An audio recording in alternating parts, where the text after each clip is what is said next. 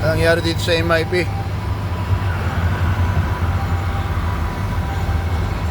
Sabado pa lang, wala ng truck oh. Grabe, napakalinis. Parang yung bahay namin to ah. Malinis, walang basura oh.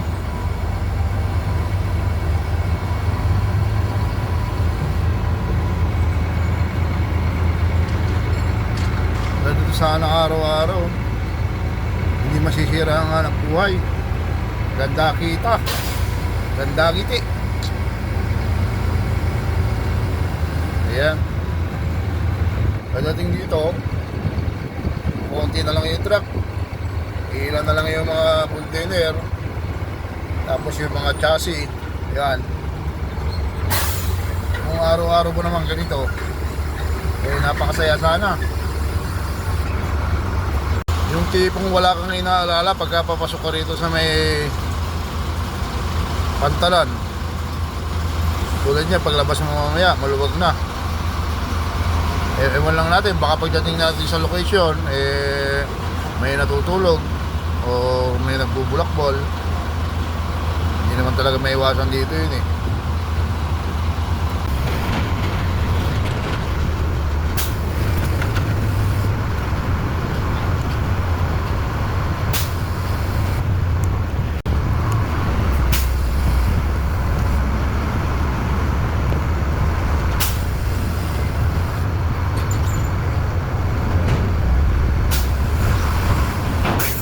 Magandang hapon mga kaibigan ka-tracker.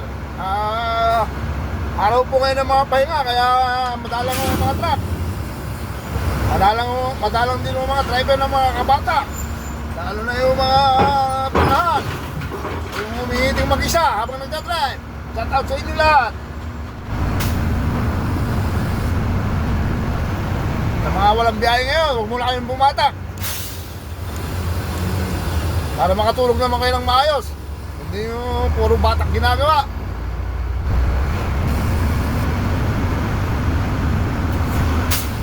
Shout out ngayon sa lahat ng mga nandito sa loob ng MIP. Ayun o, napakaliwalas. Walang masyadong lamok.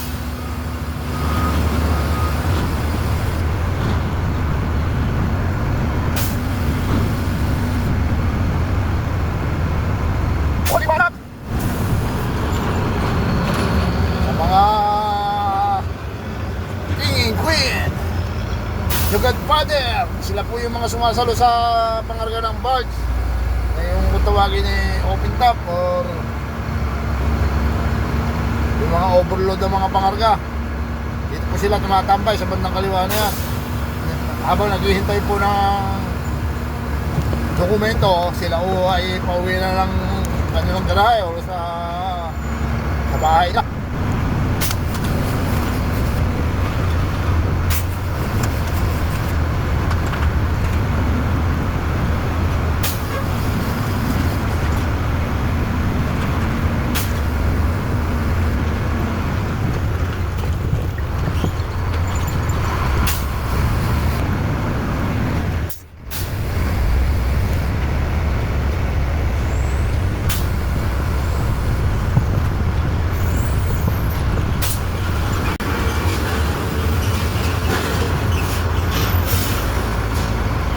Nandito po yung yung